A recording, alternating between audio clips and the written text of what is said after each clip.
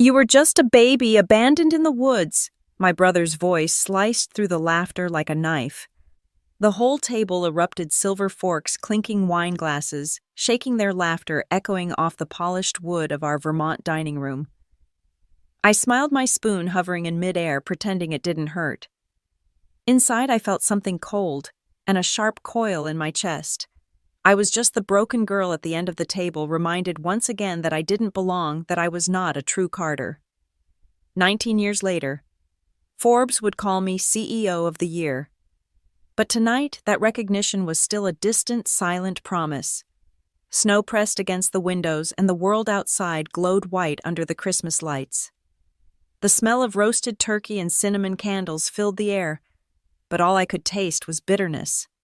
My mother, Margaret Carter, sat poised at the head of the table, red velvet dress flawless, her smile practiced.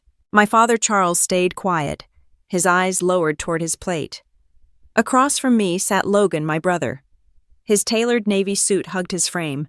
His expensive watch glinted with every dismissive gesture, and his smirk never faltered. I wore a sweater 2 winters old and a prosthetic leg that creaked when I shifted. It always reminded me I didn't move like the rest of them. Logan leaned back in his chair, swirling his wine. "You know, Mom," he said loud enough for everyone to hear, "some people work for their success. Others just live off the family name." My mother chuckled, thin and airy. "Be nice, Logan. It's Christmas." He turned his gaze to me, that same mocking grin spreading. "Oh, I'm just joking. We should celebrate our little miracle, right? The wild baby Dad found in the woods." A hush rippled through the table, before the laughter came, hesitant at first, then growing. My uncle barked a laugh, my aunt covered her mouth to hide a smile. I sat still, spoon frozen, midair. "Logan, that's enough," my father murmured, his voice flat. But Logan wasn't finished. "I mean, come on. It's a great story. A crying baby half frozen in the Vermont woods, rescued by a good Samaritan. How many people can say their sister came from a fairy tale gone wrong?" My mother shook her head, smiling the way people do when they're embarrassed but too proud to admit it. "He's exaggerating," she said softly, sipping her wine. "Don't take it seriously, Lena." The laughter came again, louder this time. I stared down at my soup, my reflection warping in the silver spoon, my face twisted and small, the candlelight burning behind me. Inside, I wanted to scream, to throw the glass, to shout, "Why did you save me if all you ever do is remind me I don't belong?" But my body didn't move. My lips just curved into the faintest smile. "Guess we should be grateful," Logan continued. "If Dad hadn't found her, she'd probably be living in some foster home right now. Or worse." His fiancée Caroline, a flawless woman with perfect teeth, giggled. "That's awful, Logan." He grinned. "What, I'm kidding. She knows I love her." The word love dripped from his mouth like a lie. My father's fork clinked against his plate. He didn't look at me, but I felt the tension radiating from his side of the table. My mother poured herself another glass of wine, avoiding my eyes completely. I breathed slowly, fighting the sting in my throat. "Don't cry. Not here. Not now." The laughter faded, replaced by the hum of the fireplace and the faint sound of wind brushing against the windows. I dared to look up. Logan's grin was wide, his eyes gleaming with victory. He'd gotten exactly what he wanted, my silence. But my father's eyes met mine. For the briefest second, something passed between us. He didn't smile. He didn't speak. But his look said everything. "Hold on." I nodded slightly enough for only him to notice. My chest tightened, but this time it wasn't from pain. It was something quieter, something heavier, resolve. When dinner ended, the others drifted toward the living room, the sound of carols playing from the old record player. I cleared my plate, carried it to the kitchen, and stood alone by the sink. My reflection in the dark window looked like a ghost. Behind me, their laughter floated through the hall, warm, easy, unbroken. I climbed the stairs to my small attic room, every step echoing against the wooden floorboards. The house smelled of pine and baked apples, but my room smelled faintly of cold metal and worn blankets. It always did. I closed the door and leaned against it, breathing in the silence. My prosthetic leg hissed slightly as I unlatched it, and set it beside the bed. My right thigh scarred and uneven throbbed from the long evening. I rubbed the skin gently, the memory of pain older than my mind, but written into my body. Across the room sat a small wooden wardrobe, and at the bottom, under old sweaters and forgotten things, was a suitcase, the same one I had when they found me. The leather was cracked, the handle frayed. I pulled it out and sat it on the bed. Inside was a faded baby blanket, yellowed with time, and a photograph my father, younger then, holding a tiny bundle in his arms. Snow all around. My beginning. I traced the outline of his face with my finger. He had saved me, yes. But I'd spent every day since trying to prove I was worth saving. Outside snow fell heavier, brushing softly against the window pane. The house was quiet now, the only sound was the faint ticking of the old clock downstairs.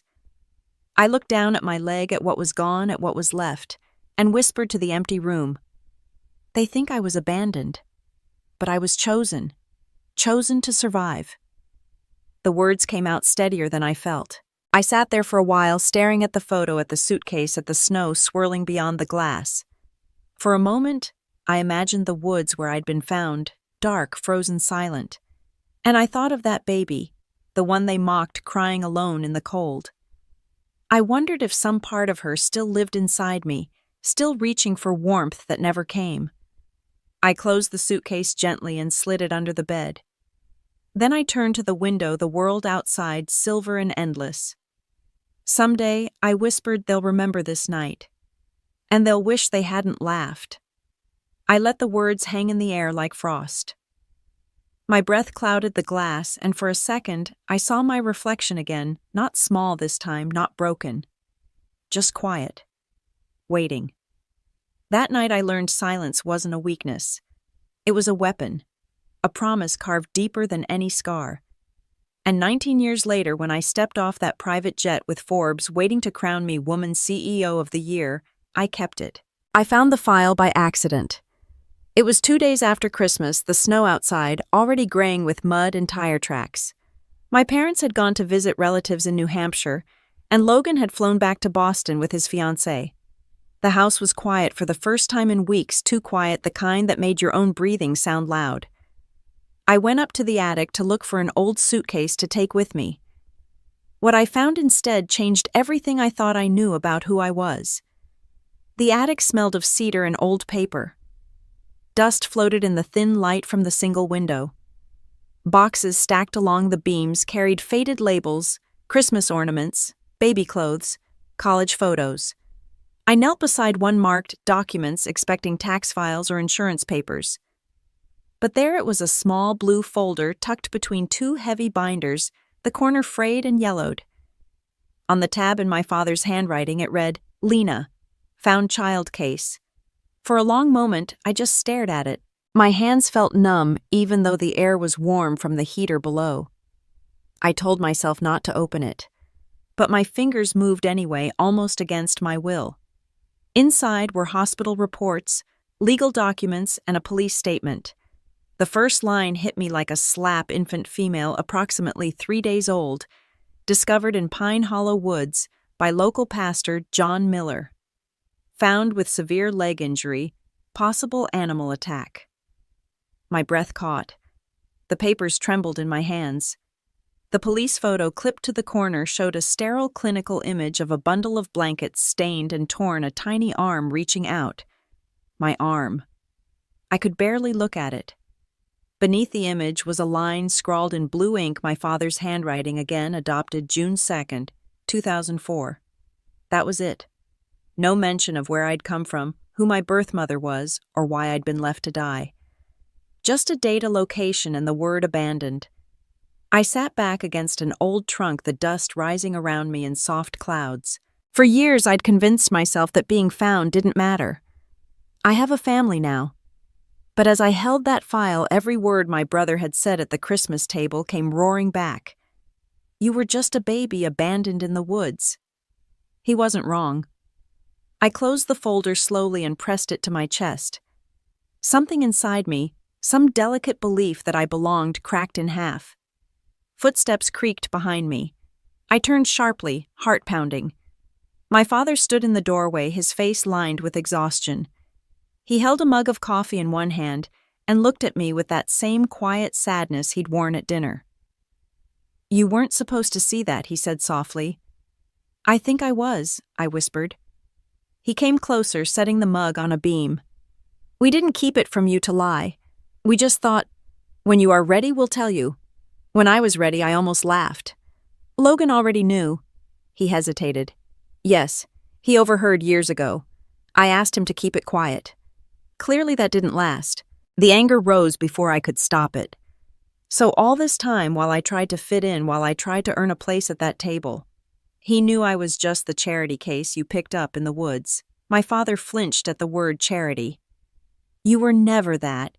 You were a miracle." "A miracle," I repeated bitterly, "because you found me bleeding and half dead." He didn't answer. Instead, he walked to the window and looked out at the snow.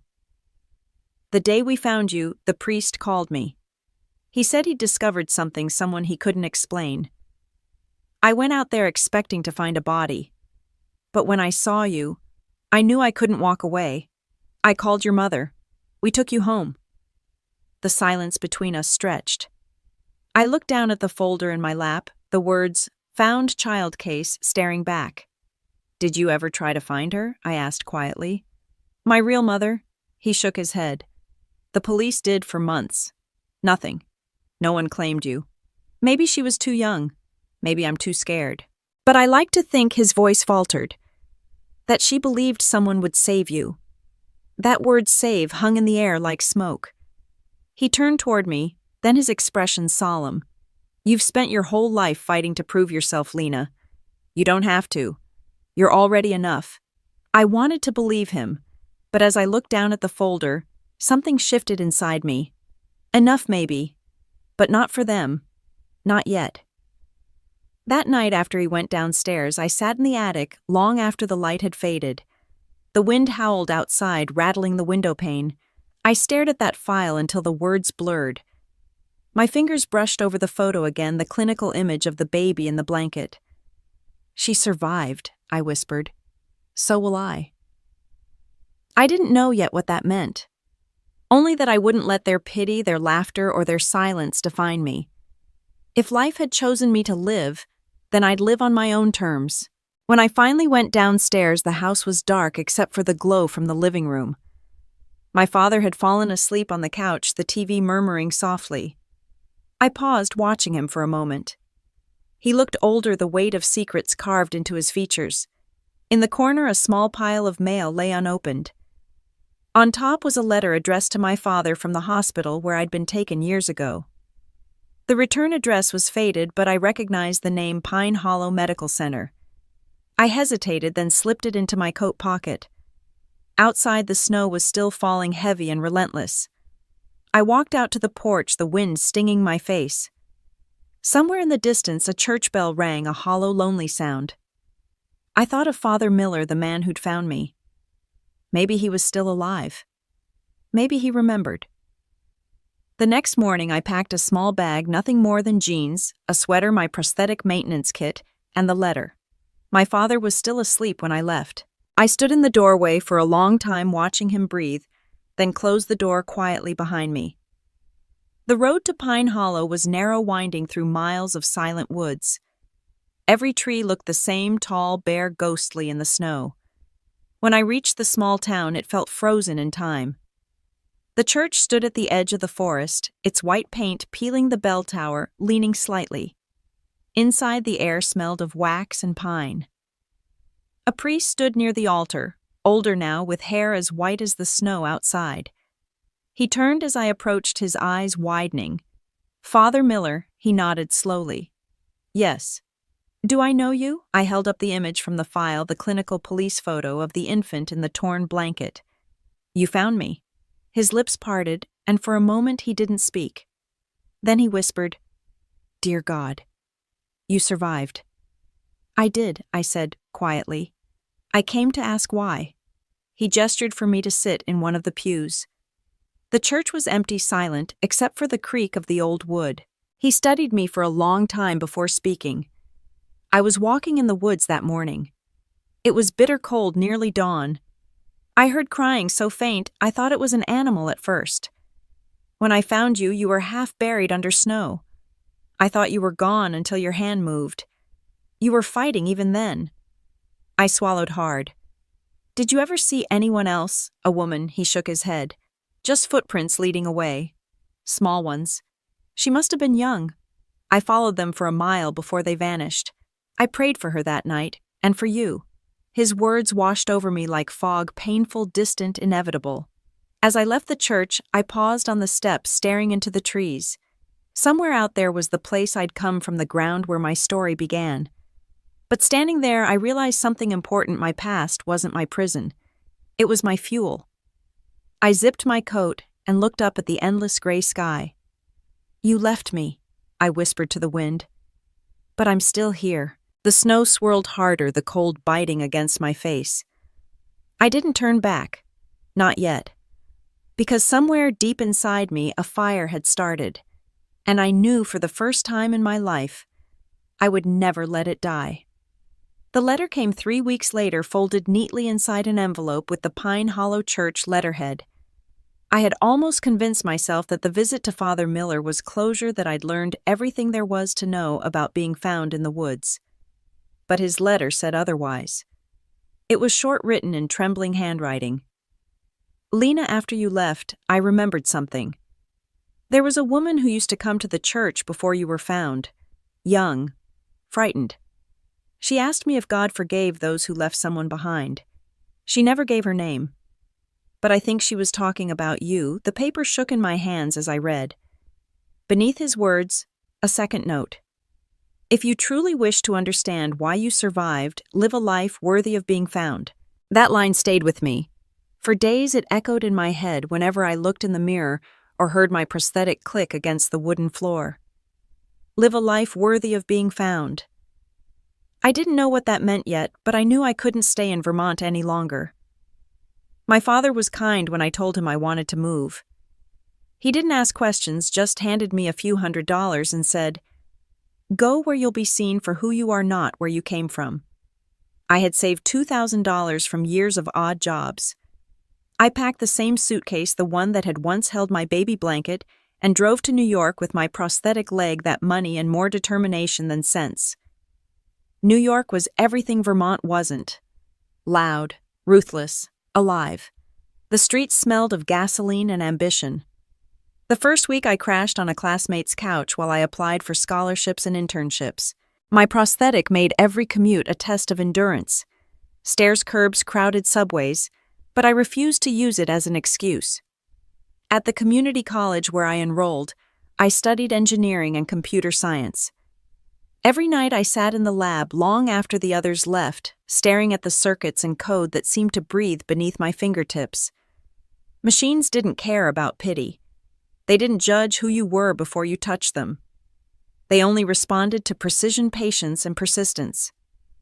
One night while tinkering with a 3D printer, a spark hit the side of my prosthetic. The plastic melted slightly, leaving a tiny mark near the ankle joint. It didn't hurt, but the smell of burnt material stayed with me.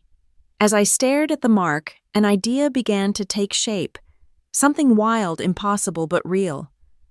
What if a prosthetic could adapt itself, not just move like a limb, but think like one? The thought terrified me. It also consumed me. I started sketching designs in an old notebook, curved sensors, AI microchips that could learn walking patterns, lightweight materials that could adjust to terrain. I called it NeuroStep. For weeks I built prototypes out of scrap parts from the lab. My classmates laughed. "You're wasting your time," one of them said. "No one funds personal projects like that, especially not from someone with no connections." He wasn't wrong. The school's tech grants went to polished students with fancy resumes and family donors. I was just a quiet girl with a limp and a dream. But dreams have a way of growing teeth when you feed them with rejection. By the end of the semester, I had a crude prototype, ugly, half-functional, and barely holding together with duct tape. But when I strapped it on, something happened. The joint moved smoother than my old one. The sensors adjusted to my weight in real time. For the first time since childhood, I could run. I laughed out loud, spinning in the empty lab. The noise startled the janitor, mopping the hall. "Careful, miss," he said, grinning. "You look like you just saw a miracle." Maybe I had. I entered a startup competition that summer mostly to test my luck. The pitch took place in a converted warehouse downtown, rows of folding chairs, nervous students, and 3 judges with stone faces. My hands shook as I explained NeuroStep, an AI-driven prosthetic that adapts to the user's movement using neural feedback loops. When I finished, one of the judges, a woman named Dr. Elise Grant, leaned forward. "Did you design this yourself?" "Yes," I said, swallowing hard. "It's still crude, but it works." The second judge, a venture capitalist, frowned. "What's your background? Family in engineering?" I shook my head. "Just me. And a file that says I shouldn't be alive." They blinked, unsure how to respond. Dr. Grant smiled faintly. "Well," she said, "life seems to suit you." I didn't win the competition. But 2 weeks later, I got an email from her. "If you're serious about NeuroStep, I have a lab you can use." It was a small space in Brooklyn, cramped, cold, but mine. I spent every night there soldering wires, coding neural models, eating instant noodles, while the hum of machinery filled the air. When the first fully functional prototype came to life, it felt like holding lightning. I sent a video demo to Dr. Grant. She replied within the hour. "It's time you meet some investors." The first investor meeting was a disaster. The men in suits barely hid their condescension. One of them, a gray-haired executive, interrupted 5 minutes into my presentation. "You're saying this leg can think, yes, in a way," he laughed. "That's cute. But people don't want toys. They want reliability." I thanked them anyway, packed my things, and left. Outside, the city lights blurred with tears. For a moment, I thought about giving up selling the design to anyone who'd take it. But then I remembered the attic, the folder, the crying baby in the snow. That baby didn't quit. I worked through the nights, rewriting code, printing new components, testing every joint until my hands bled. I built 6 versions before the 7th finally moved like a muscle knot machine. When I sent the new prototype video to Dr. Grant, she called immediately. "You're ready," she said. "There's a conference next month in Silicon Valley. Be there." I didn't have the money for a plane ticket, but somehow I found a way. I pawned my laptop and borrowed an old one from the lab. I landed in California with $50 in my pocket and a suitcase full of prototypes. The conference hall shimmered with polished floors and high ceilings. Everywhere I looked, there were banners of billion-dollar companies, men in tailored suits, women in designer heels. I stood in my thrift store blazer, clutching a leg-shaped prototype, feeling like an intruder. When my turn came, I walked onto the stage, heart hammering. The spotlight felt like heat on my face. I took a deep breath. "My name is Lena Carter," I began, "and I wasn't supposed to be here. When I was 3 days old, I lost my leg in the woods. But I didn't lose my chance to walk. I built it back." The room fell silent. "This," I lifted the prototype, "is NeuroStep, a prosthetic that learns. Not from machines, but from you." A murmur ran through the crowd. Someone in the front row, an executive from a biotech firm, leaned forward. "Can we see it?" I quickly unlatched my old prosthetic, set it aside, and strapped the NeuroStep prototype onto my residual limb. I took a step, then another. The system adjusted instantly, the sensors syncing with my movement. I walked across the stage without a single limp. The audience gasped. When I stopped, I looked straight at the judges. "You laughed at smart shoes," once I said, quietly, echoing the memory of my brother's voice in another house, another life. "But this is something else." The applause began softly, then grew louder, filling the hall like a wave. That night I got my first call from a real investor. Dr. Grant's voice came through the line, steady and warm. "You did it, Lena. They're interested. They see you now." I looked out the hotel window, the city lights glittering below. "No," I said softly. "They're starting to." Because deep down I knew this was only the beginning. Somewhere far away, my brother was probably raising a glass to another one of his perfect deals. He had no idea that the girl he mocked at Christmas dinner had just built something that would change both of our lives forever. The first article came out 2 months after the conference. It wasn't in Forbes, not yet, but on a mid-level tech blog called Future Front. The headline read, "One-legged engineer builds AI prosthetic that thinks like a human limb." It went viral overnight. By morning, my inbox was flooded with emails. Investors, reporters, universities asking if I would speak at their seminars. The same people who once ignored me now called me a visionary. I stared at my phone as the notifications kept flashing, my hands trembling. For the first time in my life, the world didn't look at me with pity. They looked at me with awe. Dr. Grant called that afternoon. "Welcome to the circus," she said dryly. "You're officially on the map. Now the real work begins." Her lab had become my second home, concrete floors, humming servers' walls, covered in whiteboards. Together, we registered NeuroStep Technologies as a company. I was named founder and CEO, even though my apartment still had milk crates for furniture and a broken stove. The first funding round came fast, $1.2 million from a group of angel investors who wanted a piece of the next big thing. They didn't care about my story. Not really, they cared about the numbers. But I didn't mind. I wasn't here for sympathy anymore. I was here to win. Still, I couldn't escape the irony. The product I was building for people like me, those who'd lost something, was being sold to men in pressed suits who'd never missed a meal. They shook my hand and called me inspiring, but I could see it in their eyes. To them, I was still the anomaly, the broken girl who got lucky. Dr. Grant saw it too. "They'll underestimate you," she said one night as we worked on the neural interface prototype. "Let them. That's your advantage." I smiled. "You sound like you've done this before." She laughed. "I've been the only woman in a room full of men since the 90s. Trust me, being underestimated is just camouflage." We stayed in the lab until sunrise, soldering circuits and testing algorithms. When the prototype finally synced seamlessly with my neural signals, we both cheered like kids. The sensor data showed something extraordinary, a 98% adaptation rate. For the first time, the artificial limb wasn't just reacting, it was predicting. That week, Future Front ran a follow-up story. NeuroStep raises, 1.2 million founder calls it. Only the beginning. My photo was on the homepage standing in front of the lab, the prosthetic leg visible under rolled-up jeans. I hadn't expected the photo to matter, but it did. Messages poured in: veterans, accident survivors, parents of children with disabilities. They weren't writing about the tech. They were writing about hope. One message from a woman in Ohio stayed with me. "My son lost his leg in an accident. He's 8. He saw your picture and said, 'She's like me.' Thank you for letting him see what's possible." I printed it and pinned it above my desk.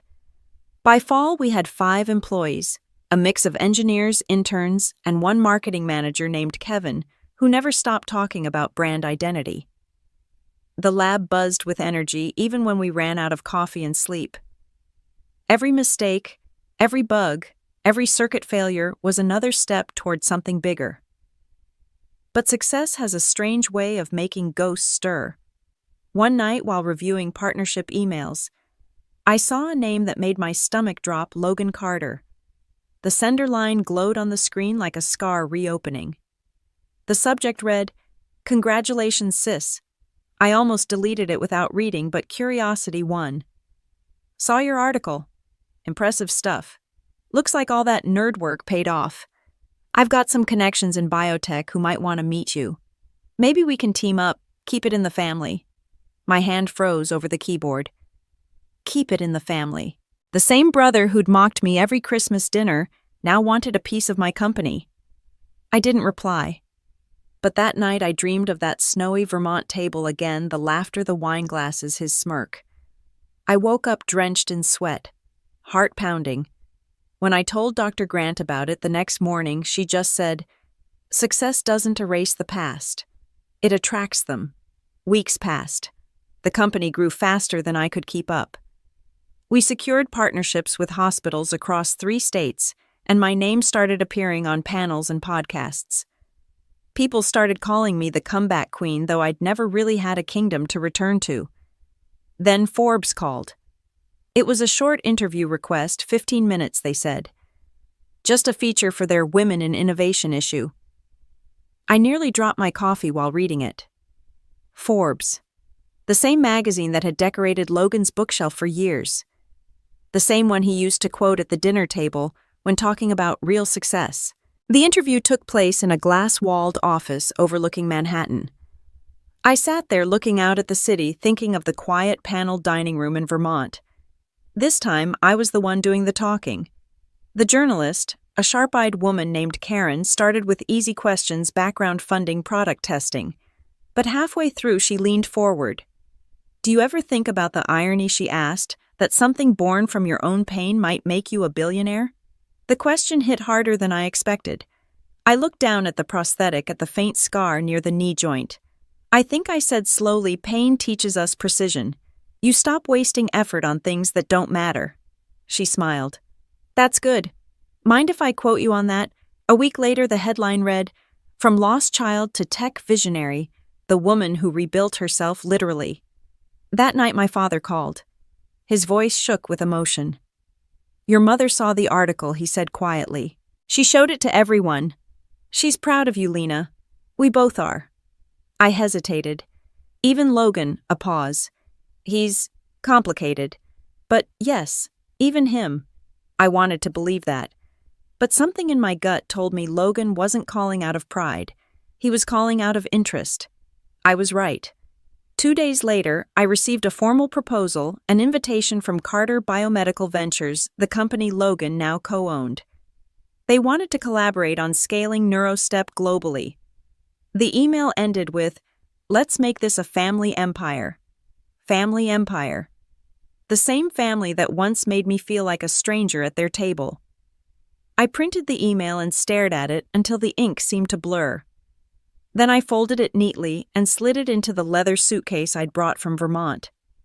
It was a fitting place to store the blueprints of my revenge. Dr. Grant found me staring at it later that night. "You're thinking of going back, aren't you?" "Not yet," I said softly. "But someday. When the time's right." She nodded understanding without me having to explain. "Just make sure when you do, you're the one holding the fork." I smiled faintly. "Oh, I will." That night I looked out over the city skyline from my apartment window. The lights shimmered like a million tiny promises. Somewhere out there my brother was plotting a reunion built on greed. But I had my own plan. I whispered to the city, to the ghosts, to the girl I used to be, "Next time they won't laugh." And for the first time in my life, I knew they wouldn't. It started with a phone call from my mother. I hadn't spoken to her in almost a year, not since the night I found that file in the attic and left Vermont without a word. Her voice was soft, hesitant. "Lena, your brother's hosting a dinner. Thanksgiving. He wants you to come home." I froze in the middle of the lab, the soldering iron still hot in my hand. "Thanksgiving," I repeated. After 19 years of being the family's punchline, she sighed. "Logan's changed. He's calmer now, and your father misses you. Please, honey. Just one evening." I almost said no, but something in her tone, something tired, almost pleading, made me pause. Maybe it wasn't forgiveness I was after. Maybe it was the satisfaction of showing them who I'd become. "Fine," I said finally. "I'll be there." When I told Dr. Grant, she raised an eyebrow. "You sure that's a good idea? Holidays are the battlefield of unresolved trauma." "I know," I said, packing my laptop. "That's why I'm bringing armor." Thanksgiving came cold and sharp that year. Vermont looked exactly as I'd left it. Gray skies, white fences, the smell of wood smoke curling through the air. As I drove up the long hill toward the house, memories clawed at me, the laughter, the whispers, the way my name always felt like a polite afterthought. I parked at the edge of the driveway and sat there for a long moment, gripping the steering wheel. The house hadn't changed either. The same red shutters, the same porch light glowing in the dusk. Through the window I could see silhouettes moving, Mom in her apron, Dad setting the table. Logan's broad frame leaning against the counter like he owned the place. I sat in the car watching the scene, feeling the old familiar squeeze in my chest. The scent of pine and cinnamon carried on the cold air was exactly the same as that long-ago Christmas a nostalgic, suffocating blend that promised warmth but delivered bitterness. This was the stage of my childhood torment. Every angle of the porch, every light refracting off the window pane held a memory of being made small. I had to remind myself that the girl who was leaving this car was not the one who had fled 19 years ago. That girl was running. This woman was making an entrance. I adjusted the neurostep beneath my trousers, feeling the comforting weight of the machine I had built. My armor wasn't metal. It was success integrity and the unshakable truth I now carried.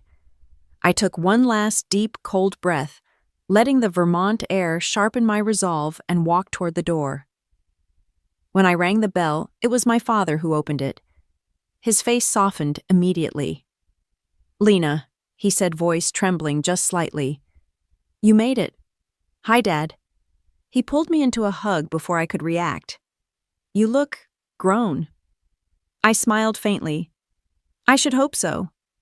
Inside the house smelled of cinnamon turkey and something nostalgic that hurt to remember. My mother turned from the oven, her hand still holding a roasting pan. For a heartbeat, she just stared. Then her lips quivered into a smile. "Oh, sweetheart." She set the pan down and came to embrace me, flowers still on her apron. "You look wonderful." "Thanks, Mom." And then there was Logan. He stood by the table, glass of wine in hand, wearing a tailored gray suit. The same confident smirk I remembered curved his lips, but there was something else now, something rehearsed, brittle. "Well, well," he said, stepping forward. "If it isn't the prodigal sister." I forced a polite smile. "You invited me, remember?" He laughed. "Yeah, I did. Figured it was time we all caught up. I hear Forbes likes you these days." There it was, the first jab disguised as charm. "Among others," I said evenly. "I guess they saw something worth printing." Dinner was served shortly after. The table was dressed like something out of a magazine, candles, golden napkin rings, a centerpiece of autumn leaves. But beneath the perfection, tension coiled like wire. Mom tried to keep the conversation light. "So, Lena, tell us about your company. We saw that interview. What's it called again, Neurostep," I corrected gently. "We're finalizing a deal with several hospitals next quarter." "That's incredible," Dad said, pride flickering in his eyes. "You've really built something, Lena." Across the table, Logan swirled his wine. "Hospitals, huh? I heard you got funding from some big firms out west. Who's backing you now?" I met his gaze steadily. "Private investors." "Why?" He leaned back, smiling thinly. "No reason. Just curious how you plan to scale something that expensive without more serious capital." There it was, the condescension under the mask. I set down my fork. "We'll manage. We're expanding slowly, intentionally. Quality over flash."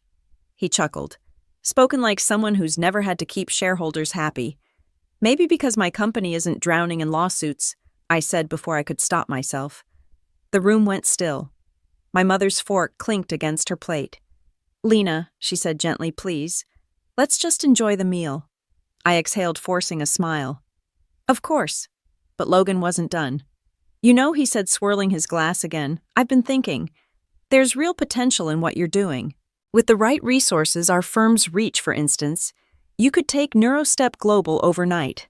Imagine that." I stared at him. "You mean your firm that's currently under federal review?" His smile froze. He took a long, sharp breath. "Don't believe everything you read. The press loves scandals." "Maybe," I said quietly. "But sometimes the scandal's real." He set his glass down, the sound sharp. "I'm offering you a chance to grow, Lena. Don't act like you're too proud for help." "Help," I repeated. "You mocked me for years. You told everyone I was a charity case. And now that Forbes calls me CEO, you suddenly remember we're family." His jaw tightened. "I was young, stupid, but I'm trying to make things right." "No," I said, leaning forward. "You're trying to make things profitable."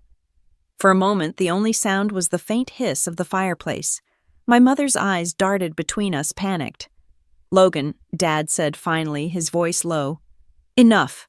But Logan didn't back down. "You think you're better than us now?" "Don't you?" he snapped. You think one headline makes you invincible? I stood slowly, my chair scraping against the floor. No, I said, my voice calm. I don't think I'm invincible. I just stopped letting your approval define what I'm worth. His face flushed. You'd still be nobody if Dad hadn't picked you up from that forest. The words landed like a blade. My mother gasped. My father closed his eyes. I smiled faintly. You're right. But the difference between us, Logan, is that I remember what it feels like to be lost. You've been lost your whole life, and you still can't see it. The silence that followed was suffocating. Then I turned, picked up my coat, and walked toward the door. Lena, my mother, called softly, tears in her voice. Please don't go like this. I paused, hand on the doorknob. I'm not angry, Mom, I said without looking back. I'm just done. Outside, the cold bit into my skin. The night was silent, except for the crunch of snow under my boots. As I reached my car, I glanced back once. Through the window, I saw them still sitting there, my parents quiet. Logan motionless, the perfect family dinner finally stripped of pretense. I got into the car, my breath fogging the glass. My phone buzzed with a new notification, an email from Forbes. Congratulations. You've been nominated for Woman CEO of the Year. For a long moment, I stared at the screen, the irony burning deep in my chest. The girl who once sat at that table, invisible now, had her name printed beside the word Forbes. I whispered to the empty car, Happy Thanksgiving, Logan. Then I started the engine and drove into the night, leaving the house and the ghosts inside it behind me. The call came the morning after Thanksgiving while I was still in my hotel room overlooking the frozen lake. I hadn't slept much. The conversation with Logan replayed in my head like a bad song, his sneer, his words, You'd still be nobody if Dad hadn't picked you up from that forest. So when the phone rang, and I saw an unknown Vermont number, I almost ignored it. But something instinct maybe made me answer. Miss Carter, a man's voice said. This is Father John Miller. I believe you visited me once years ago. My heart skipped. Father Miller, I thought you, he chuckled softly. Retired, yes, but not gone yet. I saw your article in Forbes. The world seems to know your name now. I sat on the edge of the bed. I didn't expect you to see that. You were hard to forget, he said. And there's something you should know. It's about the night you were found. The room seemed to tilt. Go on. He hesitated. There was someone else there that night. A hunter named Daniel Reeves. He was the one who called me after finding you. He's been looking for you ever since. Looking for me? Yeah. He lives outside of Burlington now. Said he owed you the truth. I think you should hear it. My throat went dry. Can you give me his address? An hour later, I was on the road. Snow whipped against the windshield as I drove north through winding back roads, the radio off, my heart pounding. Daniel Reeves lived in a cabin at the edge of a frozen river. When he opened the door, I saw a man in his 60s, weathered but kind-eyed. He stared at me for a long moment before speaking. I knew you'd come one day, he said quietly. I stepped inside. The cabin smelled of pine and coffee. A fire crackled in the stone hearth. You were there, I said, the night I was found. He nodded slowly. I was hunting. It was early morning, maybe 5 a.m. I heard crying near the old trail. At first I thought it was an animal, but when I got closer, it was you, wrapped in a torn blanket, barely breathing. My chest tightened. And the woman, she was there too, he said softly, not far away. I saw her before she ran. I froze. You saw her. He nodded again, staring into the fire. She couldn't have been more than 18. Her clothes were muddy, her face pale. She looked back once right before she disappeared into the trees. Did she say anything? He hesitated. She said, Tell her I'm sorry. For a moment I couldn't breathe. The words felt like a ghost reaching out of the past. She didn't come back, he continued. I brought you to Father Miller. I told him what I'd seen, but we agreed not to tell the police. The forest was a dangerous place for a secret that small towns weren't ready to understand. I looked at him, tears burning behind my eyes. Why are you telling me this now? He sighed. Because you deserve the whole story. And because she's gone now." The words landed like stones, gone. "She died 5 years ago," he said quietly. "Car accident. But before she passed, she left something behind for you." He walked to a drawer and returned with a small wooden box weathered and tied with string. My fingers shook as I untied it. Inside was a faded photo, a young woman with light hair holding a baby wrapped in a blue blanket. Me. "She gave that to Father Miller," Daniel said. "Said the baby would understand someday." I stared at the picture for a long time. The woman's face was soft, frightened, but there was something familiar in her eyes, a shade of light I'd seen every time I looked in the mirror. "Do you know her name?" I whispered. "Sarah," he said. "Sarah Whitmore." I clutched the photo. "Do you know why she left me?" "She didn't tell me," he said gently. "But she wasn't alone when she came into those woods. There was a man with her. I think he's the reason she ran." I looked up sharply. "A man," he nodded. "Older, angry. I didn't see his face, but I remember the sound of him yelling before she disappeared. She was running from him, I'm sure of it." I felt my stomach twist. "You think that man?" He shook his head. "I can't say. But some things, Lena, some things are better faced when you're ready." I tucked the photo back into the box. "I've been ready my whole life," I said quietly. He smiled sadly. "No one ever is." We talked for hours. He told me about the search that never made the papers, about the blood on the leaves, about the rescue that almost didn't happen. By the time I left, the sun had fallen and the woods outside were a dark blur. In the car, I held the photo against the steering wheel. I had spent my life chasing answers, but now that I had one, it felt heavier than before. When I reached the city that night, I went straight to the office. Dr. Grant was still there as always, surrounded by papers and data charts. "You look like you saw a ghost," she said, glancing up. "I think I did." I handed her the photo. She studied it quietly. "Your mother, her name was Sarah. She didn't abandon me to die. She ran to save me." Dr. Grant looked up. "From who I don't know," I said softly. "But I intend to find out." She exhaled slowly, then reached into her drawer and pulled out a bottle of whiskey. "For discoveries that break you before they heal you," she said, pouring 2 glasses. I raised mine. "To the truth." We drank in silence, the hum of machines filling the space between us. Later, when I was alone in my office, I turned the photo over.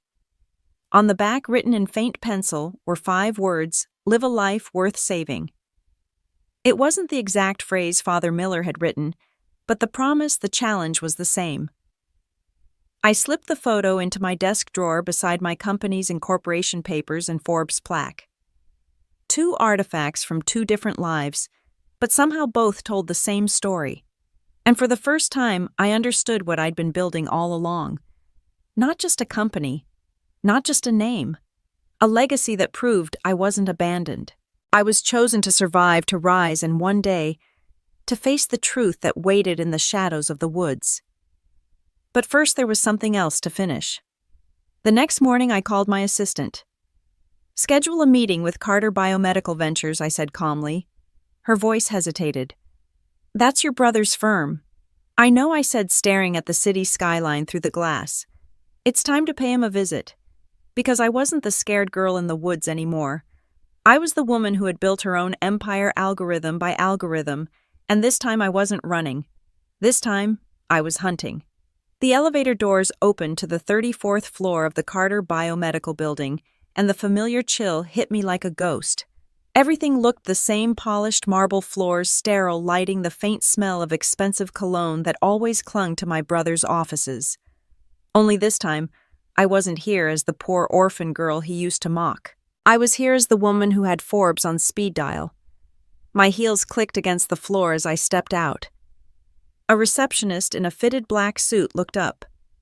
"Ms. Carter," she asked, her voice uncertain. "You're expected." "Good," I said. "I don't like keeping people waiting." She smiled nervously and gestured toward the glass double doors. Beyond them, I could see Logan's reflection in the window, standing tall, confident, talking animatedly to a group of men in suits. He was still the golden boy, still radiating the same effortless arrogance that used to make every room orbit around him. When he finally turned and saw me, his grin froze for a fraction of a second. Then he recovered. Well, well. Look who decided to visit her big brother. I stopped a few feet away. I got your invitation. You wanted to talk business. He motioned to the men behind him. Gentlemen, this is my sister, Lena Carter, CEO of Neurostep Technologies, the new darling of Forbes. They offered polite handshakes, the kind that said we've read about you, but we don't quite believe it's real. Logan gestured to the glass conference room. Let's catch up in private. Inside, the air was colder. A long mahogany table stretched between us, the city skyline glowing in the background. Logan poured himself a glass of whiskey. You want one? No, I said.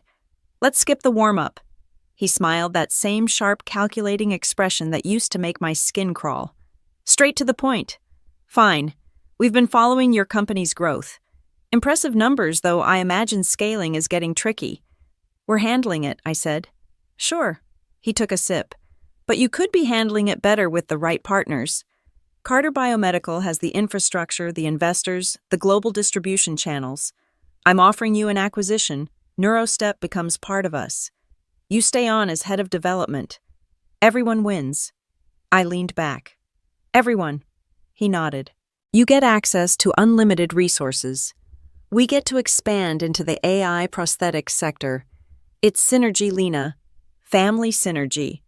The word family rolled off his tongue like oil. I smiled faintly. And how much of Neurostep would I keep? He hesitated just long enough for me to catch it. A small stake. 10%? Maybe 15. Standard structure. I laughed quietly. You want to buy my company for pennies after mocking it for years. Mocking, he said with false innocence. That's ancient history. You've done well. I'm proud of you. I stood slowly circling the table. Proud of me or threatened by me? His smile faltered. Don't flatter yourself. Oh, I'm not. I read the financial reports, Logan. Your firm's under investigation again. SEC filings. Debt restructurings. You're bleeding money. His jaw tightened. You don't know what you're talking about. Don't I? I stopped beside him, lowering my voice. You're desperate. You need a lifeline. And you thought I'd hand you one wrapped in ribbon? He set the glass down too hard, amber liquid spilling over his fingers. Careful, Lena. Don't talk to me like you know this world. I met his eyes. I built mine from nothing. You inherited yours. The difference is, I can rebuild. You can't. He stared at me, breathing hard, the charming mask slipping. I was the one who looked after you when Dad brought you home, he hissed. I gave you a room clothes, a family name. And this is how you repay me. You didn't give me a family, I said quietly. You gave me walls. I broke out of them. For a moment, neither of us spoke. The city lights glinted off the glass behind him, throwing fractured reflections across his face. Finally, he exhaled sharply, the anger fading into something colder. You'll regret this, he said.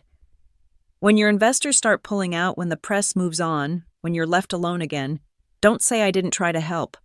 I smiled. You're right about one thing. I'll be alone, but at least I'll still have integrity.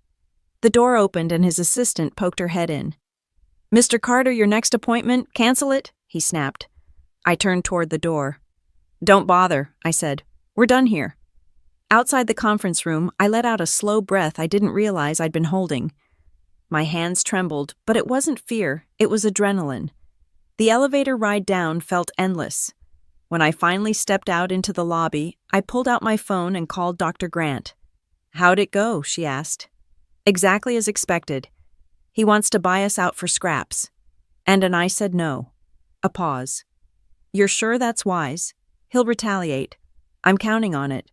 I ended the call and walked out into the cold Manhattan air. Snow had started to fall again, soft flakes catching in the streetlights. The city hummed around me, indifferent and alive. As I waited for a cab, my phone buzzed a notification from an anonymous sender. I frowned and opened it. It was a screenshot of an email thread. Subject line, Confidential Neurostep Patent Review. The message underneath was short but chilling. He's trying to claim your design isn't original. Prepare yourself." My pulse quickened. I knew exactly who he was. By the time I reached my apartment, another message arrived from our legal department. Logan Carter has filed a preliminary claim with the U.S. Patent Office alleging overlap between NeuroStep's neural interface and Carter Biomedical's adaptive limb patents. It was war. I paced the room, fury rising in waves. My brother wasn't just trying to humiliate me now, he was trying to erase me. I opened my laptop, typing furiously, forwarding the documents to our attorneys. Then I stopped and stared at my reflection in the dark screen. The girl who once hid behind silence was gone. This woman had a company, an army of engineers, and a story that could burn him to ashes. When I finally spoke, my voice was steady. "You wanted a fight, Logan. Fine. But you should have remembered I know how to survive the woods." The next morning, I called my PR director. "Prepare a statement," I said. "If they want to drag our name through the mud, we'll tell the whole world where we came from and what we stand for." Within 24 hours, every major outlet had the story. CEO of NeuroStep faces patent challenge from brother's firm. But the narrative shifted fast. Interviews poured in. Reporters didn't see a scandal, they saw a David versus Goliath fight. Headlines read, "From abandoned baby to billion-dollar CEO. Now she faces her family in court." Investors called. Support skyrocketed. The world, it seemed, loved a survivor story, and this time I wasn't hiding mine. By the end of the week, Forbes published an editorial, "When Legacy Meets Innovation, Why Lena Carter Represents the Future of Tech." Meanwhile, Carter Biomedical's stock dipped 6% overnight. I watched the market numbers flicker on my monitor, the irony sharp as glass.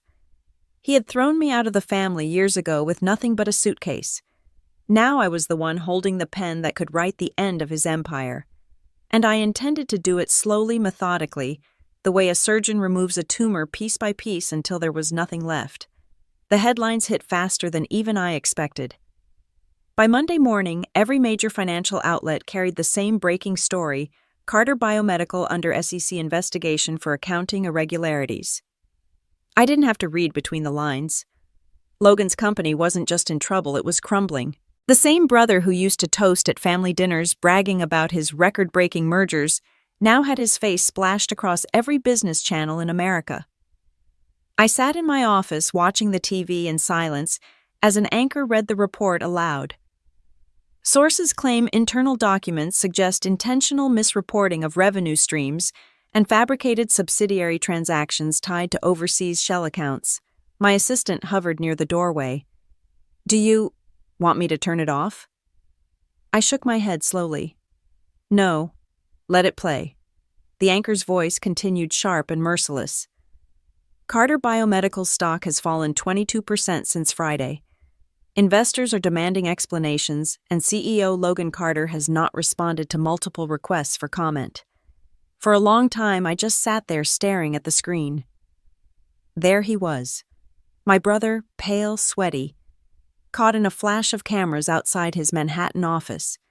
Reporters shouted questions, microphones lunged toward him. His perfect composure was gone. I should have felt triumphant, vindicated, and part of me did. But another part, the one that still remembered being the little girl at that long Vermont table, mocked for her stupid little inventions, felt something colder. No pity, just inevitability. Dr. Grant walked in carrying 2 coffees. "So the mighty have fallen," she said, setting one in front of me. "Looks like it," I said. "Are you ready for what comes next?" I looked at her. "What comes next?" She smirked. "When people like your brother start to drown, they don't go quietly. They drag whoever's closest down with them." She wasn't wrong. By that afternoon, my inbox was a war zone. Journalists, investors, analysts, everyone wanted a quote. Had I known about the investigation? Was my brother's downfall connected to the patent lawsuit? Was NeuroStep clean? I ignored them all. For now. Instead, I called my father. He answered on the second ring, his voice weary. "Lena." "Dad," I said softly. "I saw the news." A heavy sigh. "So did everyone. Your mother hasn't stopped crying. Is he... Okay, I don't know. He won't answer my calls. The board's forcing him to step down. They're saying he falsified numbers to hide losses. I closed my eyes. Did he? I wish I could say no, Dad said quietly. But your brother's been playing too close to the edge for years. There was a pause, then his voice broke slightly. I don't know what happened to him, Lena. Somewhere along the way, ambition turned to greed. I swallowed the lump in my throat. It runs in the family. No, he said firmly. It doesn't. You built something that helps people. He built something that helps himself. That's the difference. When we hung up, I sat in silence for a long time. Outside the city glittered under the winter sun, indifferent as ever. The next morning I woke to a voicemail from Logan. His voice was hoarse, almost unrecognizable. Lena, I need to talk to you. Please. You're the only one who'll still pick up. He was wrong about that last part. I didn't pick up. Not yet. But I didn't delete it either. By evening, the situation had worsened. Carter Biomedical's offices were swarmed with reporters. Employees were quitting in droves. On social media, hashtags like #CarterCrash and #FallenGoldenSun trended for hours. The empire he'd spent a decade building was collapsing in real time. And then came the part no one saw coming. A message from a Forbes editor popped up on my phone. We're updating our cover story. Would you agree to a follow-up interview? The contrast between your rise and your brother's fall is compelling. Compelling. That was the word they used. As if my life and his ruin were just another narrative thread for public consumption. Still, I agreed.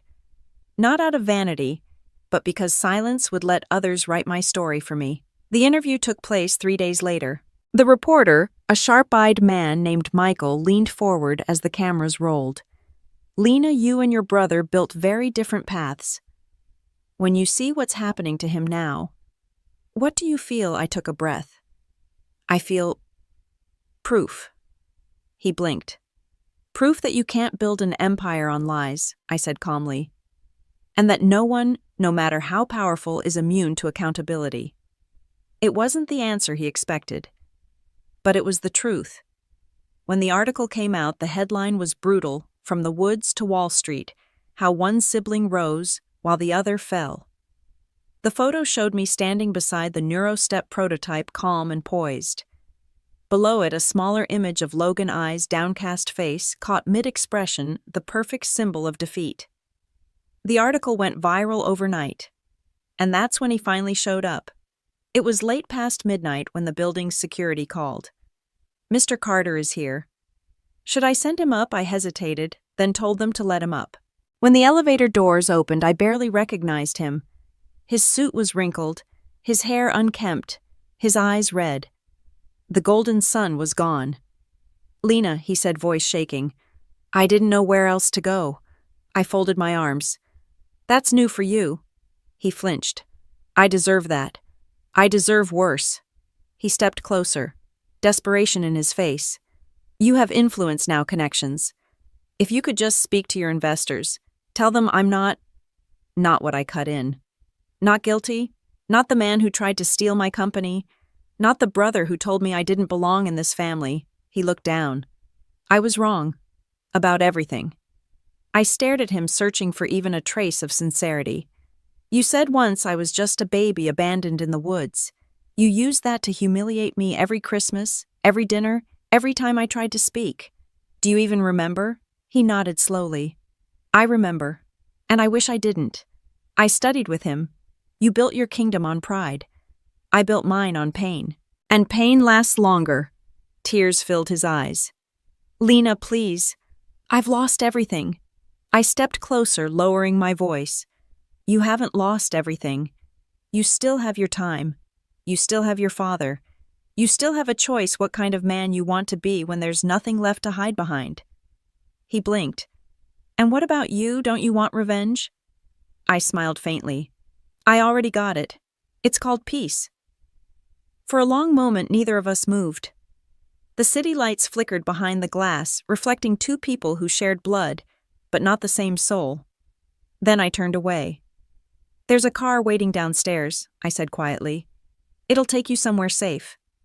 But that's all I can do. Lena, goodbye, Logan. He didn't follow. As the elevator doors closed, I caught one last glimpse of him standing alone in the hallway, shoulders slumped, head bowed.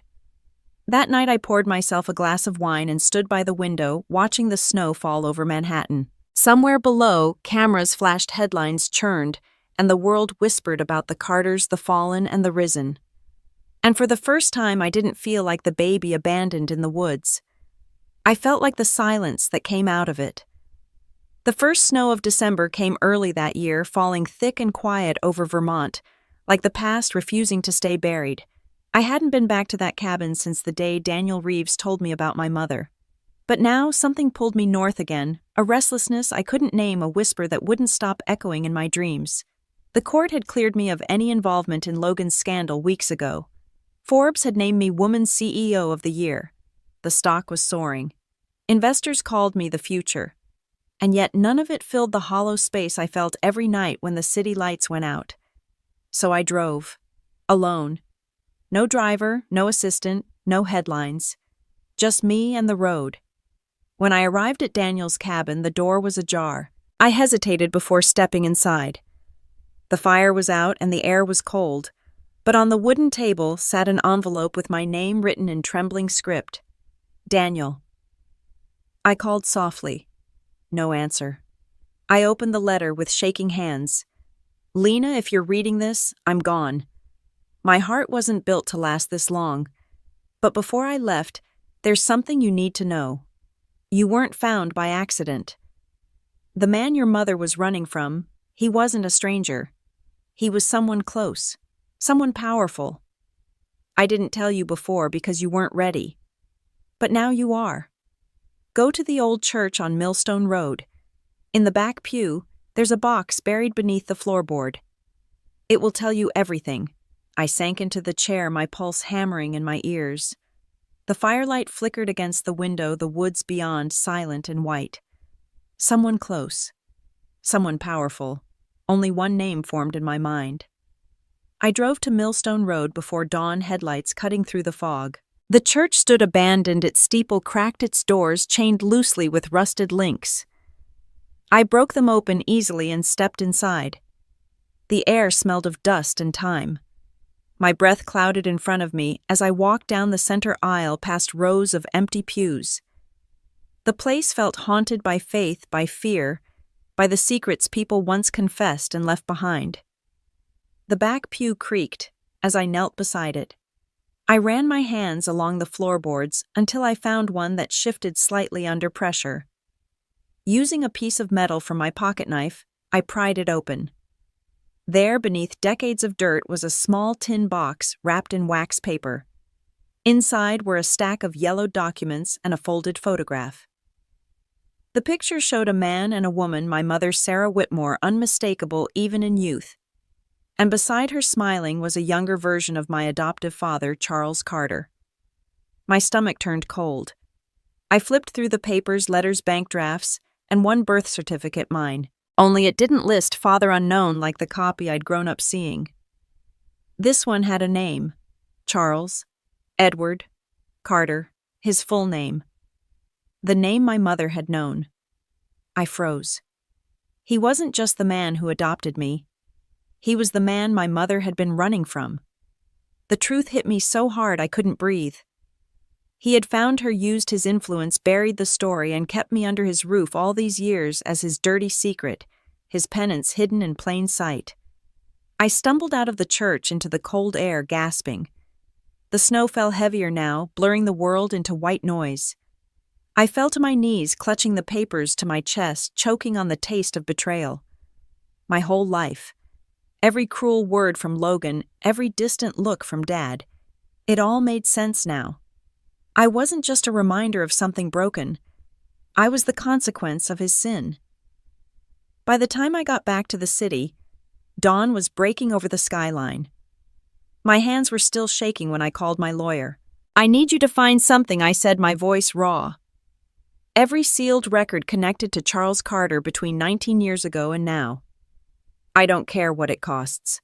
"Understood," he said immediately. Then I called my father. He answered on the third ring voice, rough with sleep. Lena. It's early. What's wrong? I think you should tell me the truth, I said. A long pause. About what? About my mother. About the night in the woods. Another silence. I could almost hear his breath catch. Lena. Where are you getting this? I found the box, I said quietly. The one in Millstone Church. I know. He said nothing. Say something, I demanded. When he finally spoke, his voice was low and broken. I tried to stop it. I swear I did. But your mother, she wouldn't listen. What did you do to her? I loved her, he said. More than I was supposed to. She was young, scared, and I promised to take care of her. But when she got pregnant, his voice cracked. She wanted to tell my wife. She wanted to keep you. I couldn't let that happen. My stomach twisted. So you chased her into the woods. He didn't deny it. I never meant to hurt her. I just wanted to stop her from ruining everything. I pressed my hand against my mouth, fighting nausea. You left me there to die. I went back for you, he said desperately. You have to believe that. But by the time I returned, you were gone. Someone had already found you. So I did what I could. I adopted you. I made sure you had a life, a name, a future. You made sure your reputation survived, I spat. You built a lie and raised me inside it. He was crying now, I could hear it. I thought I could make it right. I laughed bitterly. Right. You let your son treat me like trash. You stood by while he called me a freak, a mistake. You watched me limp through every Christmas dinner with a prosthetic leg, and you said nothing. Because I was afraid, he shouted. Afraid of what you'd think of me. Afraid of losing you. You lost me 19 years ago, I whispered. For a long time, neither of us spoke. Only the hum of the city filled the silence between us. Finally, he said, What are you going to do? I stared out the window, watching the sunrise burn through the fog. What I've always done, I said softly. Turn what you broke into something stronger. Lena, please. Goodbye, Dad. I ended the call and let the phone fall from my hand. My reflection stared back at me in the glass, steady, unflinching, alive. I wasn't the lost child anymore. I wasn't the secret he buried. I was the truth he couldn't hide. And this time, I wouldn't stay quiet.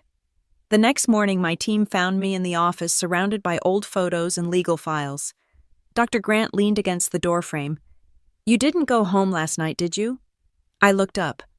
No. But I found my story. She frowned. Your story. My real one, I said. The one he tried to erase. I handed her the birth certificate. Her eyes widened. Oh my God. I nodded. I'm going to tell it publicly. Not as an accusation, as a declaration. People deserve to know the truth about where I came from and how far I've come despite it. She hesitated. Are you sure you want that it'll destroy what's left of him? I'm not doing it to destroy him, I said quietly. I'm doing it to free myself. Outside the city buzzed with life, the world already spinning toward another day of business, ambition, and noise. But I knew something had shifted forever. The woods hadn't taken me. They had delivered me, and I was done hiding from what they'd given back. The press conference was scheduled for 9:00 a.m., but by 8:15, the lobby of the Waldorf Grand was already packed with cameras, reporters, and the low electric hum of curiosity. The air smelled like coffee perfume and ambition. Every major network had shown up: Forbes, CNBC, The Times, even Vanity Fair. My communications director, Ava, paced beside me, holding a tablet. You're sure you want to do this, Lena? Once this goes public, there's no putting it back in the box. I stared at my reflection in the tall mirror, adjusting the collar of my navy suit. I've lived my whole life in someone else's box, I said quietly.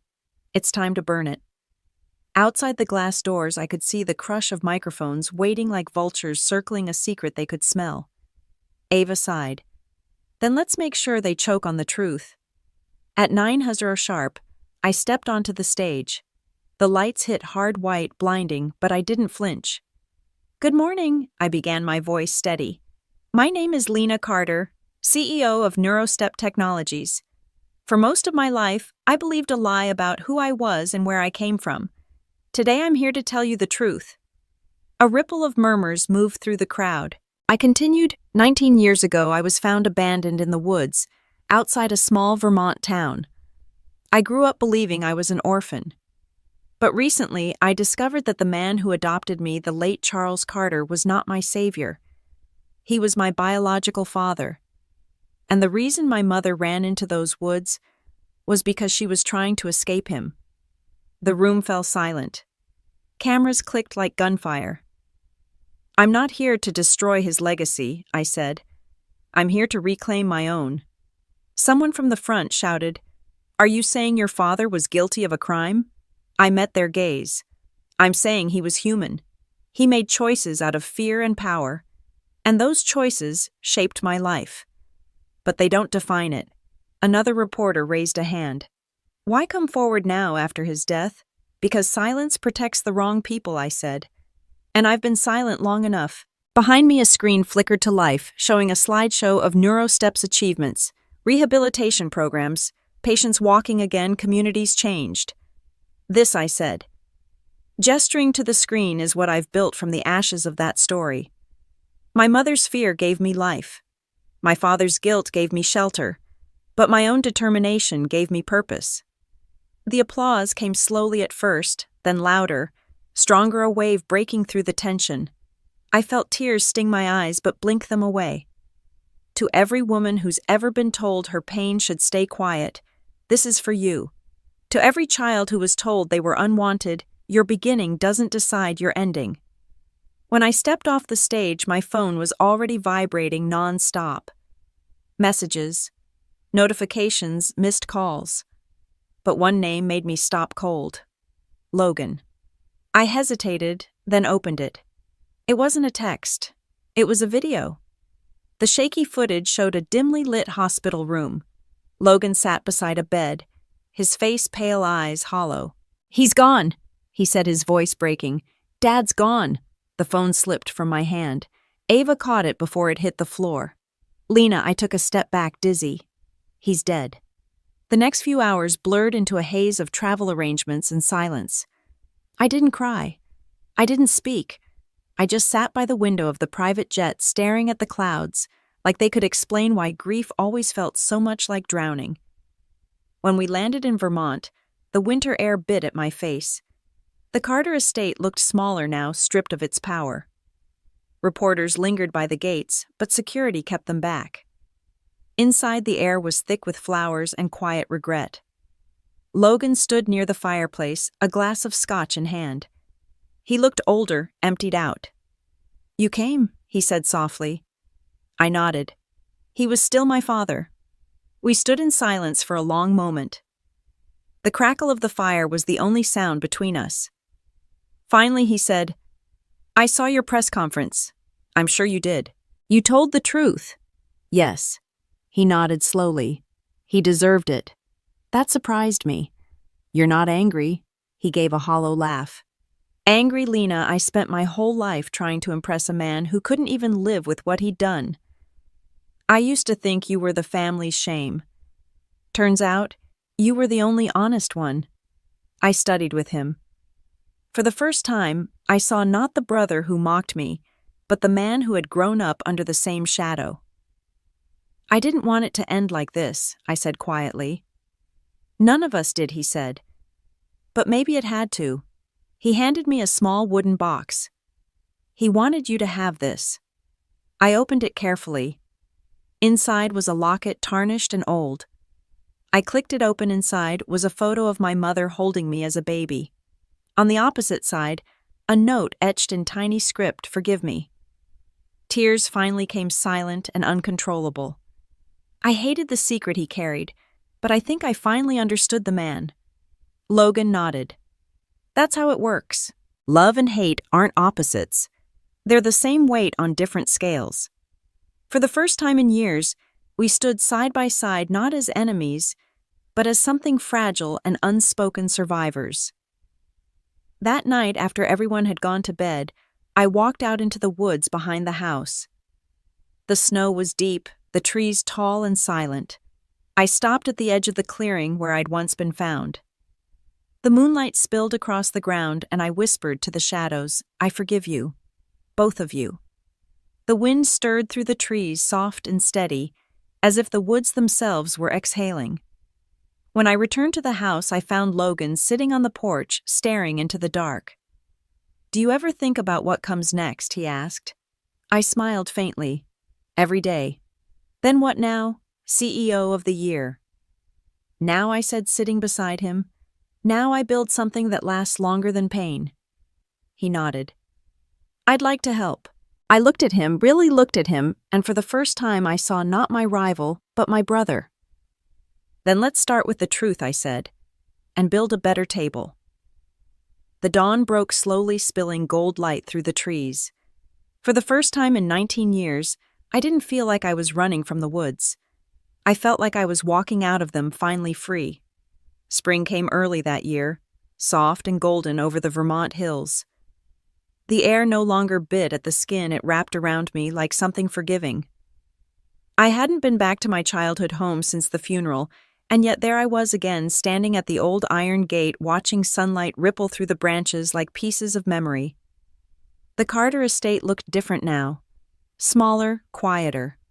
The echoes of laughter and resentment had faded into the woodwork, leaving only the ghosts of who we used to be. Logan stood by the porch waiting. He wore a worn jacket and jeans, a stark contrast to the tailored suits he used to favor. For the first time, he looked human. No polish, no pretense. "You came," he said, a faint smile tugging at the corners of his mouth. "I told you I would," I replied.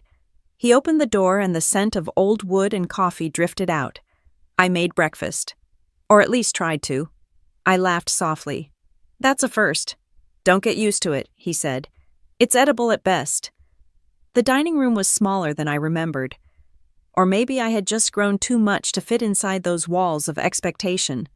The table, once the stage of every family humiliation, stood bare except for 2 plates and a vase of wildflowers. This was the new table built on honesty. I sat down, running my fingers along the edge of the table, where years ago I'd carved my initials with a dull knife when no one was looking.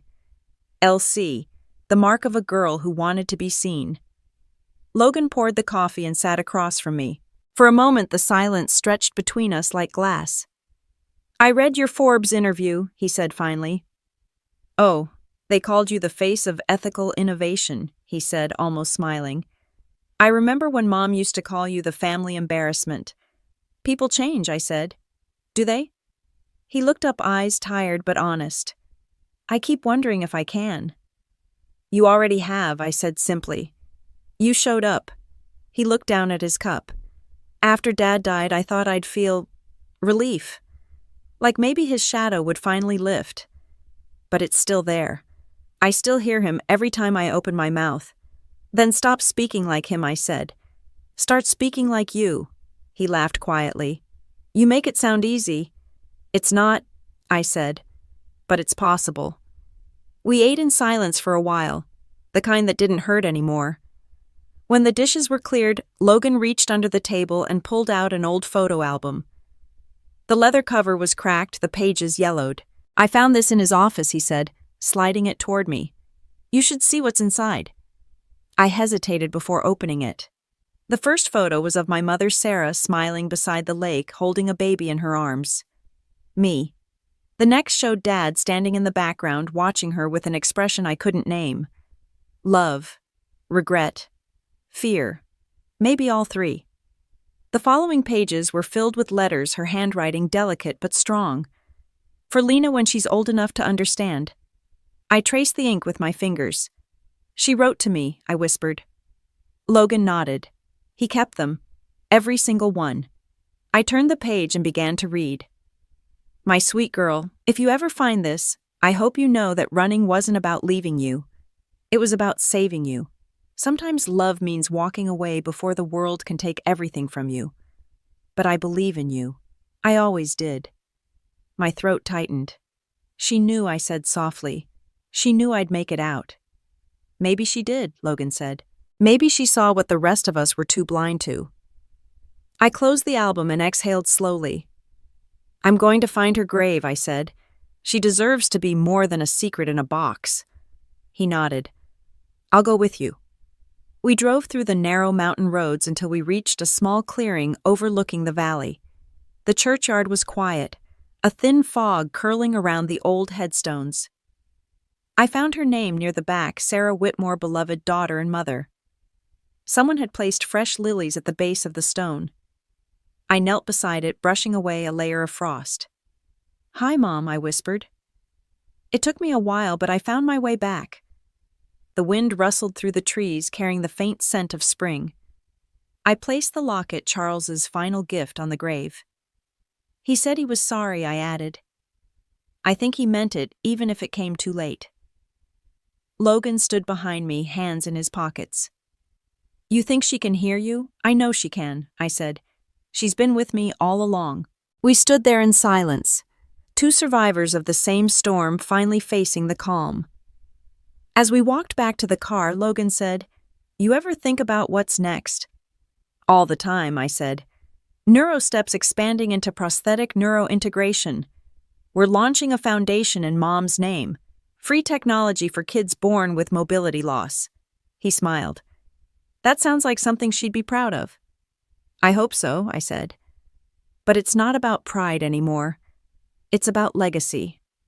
Back in the car, he turned to me. You know there's one more thing I need to do. What's that? He hesitated. I owe you an apology. For every cruel word, every dinner where I laughed at you, every time I made you feel like you didn't belong. I looked at him, eyes soft. You don't owe me anything, Logan. We were both just kids trying to survive the same lie. He nodded slowly. Still, I'm sorry. And for the first time in 19 years, I believed him. When we reached the edge of the property, I looked back at the woods, those same trees that had once nearly claimed my life. But this time, they didn't look dark or haunted. They looked alive. The road stretched ahead, golden in the fading light. Logan broke the silence. You think we'll ever be okay? I smiled faintly. We already are. He laughed under his breath. So where to now? CEO of the year. I turned to him, eyes glinting. Home. But not the one we came from, the one we build next. As the car rolled down the mountain, I opened the window and let the wind rush through my hair. The past, the pain, the lies, they didn't disappear. But they didn't own me anymore. I had come full circle from the baby abandoned in the woods to the woman who built her own empire from the ground up. And for the first time in my life, I wasn't running toward success or away from shame. I was simply free. The day Forbes called again, I was standing on the balcony of my new home overlooking the Pacific. Morning sunlight spilled across the horizon, the waves below crashing against the cliffs in a steady rhythm that matched my heartbeat. The air smelled of salt and citrus, and for the first time in my life, I felt no weight pressing down on my chest. I had come a long way from the girl who sat silent at a Christmas dinner while her brother mocked her. From the baby found crying in a forest to the woman whose name now appeared beside Forbes Woman's CEO of the Year. 19 years had passed since that night in the woods. 19 years of being told who I was, what I couldn't do, what I didn't deserve. And yet, here I was alive, whole, stronger than any of them ever imagined. When the call ended, I set my phone down and walked back inside. The walls of my study were lined with letters, handwritten notes from patients who had walked again because of NeuroStep, from parents who thanked me for giving their children hope. Some of the letters were framed. Others were tucked into glass boxes like keepsakes. There was one in particular that I touched every morning before starting my day. It was from a young girl named Maddie, born with one leg, who had written in bright pink ink, "Because of you, I don't hide my scars anymore. I race with them." That letter meant more to me than every award, every headline, every dollar in my bank account. It was proof that what I built out of pain had turned into purpose. The doorbell rang, breaking my thoughts. I turned, expecting Ava or one of my assistants, but when I opened the door, it was Logan. He looked better than he had in years. The anger was gone, replaced by something quiet, humble. He held a paper bag and a bottle of wine. "You always were impossible to surprise," he said with a grin. "I had to learn early," I said, stepping aside to let him in. He looked around the house, whistling under his breath. "So this is how CEOs live." "Only the ones who used to sleep in labs," I replied. "Wine." He nodded, setting the bag on the counter. "I brought takeout from Mom's favorite place. Though we could have dinner, no cameras, no speeches." I smiled. Just family. We ate on the terrace, watching the sunset bleed orange into the ocean. For once, there were no pretenses between us. Just two people who had survived each other. After dinner, Logan leaned back in his chair, staring at the horizon. "You know, I used to think success was about winning. Having the best job, the biggest house, the loudest applause. But now I see, it's about peace." I nodded. "Peace takes longer to earn than any promotion." He looked at me. "Have you ever thought about him, Dad?" "Sometimes," I said. "But not with anger anymore. I think he knew what he destroyed. And maybe that's enough punishment." He was quiet for a while, then said softly, "He'd be proud of you, you know." I smiled faintly. "Maybe. But I think Mom would be proud." Logan raised his glass. "To Sarah Whitmore." I lifted mine. "To every woman who ran so her daughter could stand." We clinked glasses, the sound soft against the ocean's roar. Later that night, after Logan left, I sat alone in my study. The moonlight spilled across the floor, catching on the silver frame of my latest plaque, Forbes Woman CEO of the Year. I picked it up, stared at my own reflection in the glass, then set it down beside the photo of my mother. Her smile stared back at me, soft and eternal. "See, Mom," I whispered. I made it out of the woods. My phone buzzed a message from Ava. Forbes wants a quote for their profile headline tomorrow. Something about resilience or revenge, they said. I typed back, "Tell them it's not revenge, it's restoration." Then I set the phone aside. I walked out to the balcony again, the night air cool against my skin. The city lights shimmered below a constellation of human ambition. But above them, the stars glowed quieter, older, uncaring of money or legacy, yet infinitely more enduring. I thought of every night I'd spent chasing approval, every time I'd begged for recognition. The cruel laughter at the dinner table, the years of scraping by in labs, the rejection emails, the humiliation. All of it had forged me. People always say, revenge feels sweet. They're wrong. Revenge feels hollow. What fills you isn't their downfall, it's your rise. Forgiveness is heavier than rage, but it sets you free in ways vengeance never can. The next morning, I flew to Vermont alone. No assistants, no press, just me and a single suitcase. I drove up the familiar winding road until I reached the clearing where it had all begun.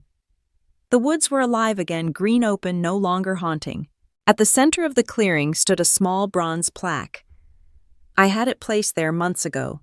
It read, "Dedicated to the lost children who became their own rescue." I stood there for a long while, the wind rustling through the leaves. "This is where it started," I murmured. "And this is where it ends." I took the photo of my mother from my coat pocket and placed it at the base of the plaque. Then I whispered the words she had left me. "Live a life worth saving."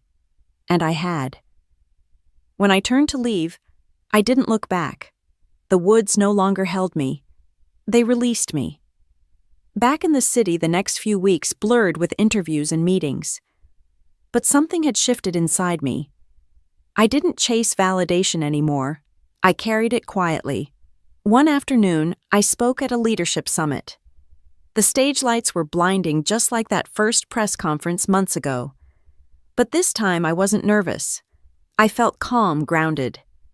I began my speech the same way I began my life story. Once I was a child left in the woods. People said I'd never walk, never belong, never matter. But life has a strange way of proving that what tries to break you becomes what builds you. The forest that almost killed me became the metaphor that saved me. The audience was silent. You could feel the air shift. When people mock you, when they doubt you, when they say, "You're nothing, remember this," you don't owe them anger. You owe yourself greatness. After the applause faded, I stepped off the stage. Reporters rushed forward, but I brushed past them, heading toward the exit. Outside, the sky was streaked with orange and pink. I breathed deeply, letting the noise fade behind me. Success, I realized, wasn't the award, the company, or the recognition. Success was walking through the same world that once broke you and feeling nothing but peace. That night, as the waves crashed below my balcony and the stars blinked awake above, I poured a glass of wine and whispered to no one in particular, I made it. But even that wasn't quite right. I didn't just make it. I became everything they said I couldn't. And that was the truest victory of all. To anyone listening, to every woman who's ever been dismissed, to every daughter told she was lucky just to survive, remember, this survival isn't the end. It's the beginning. The world may have given you scars, but only you decide if they become your burden or your blueprint.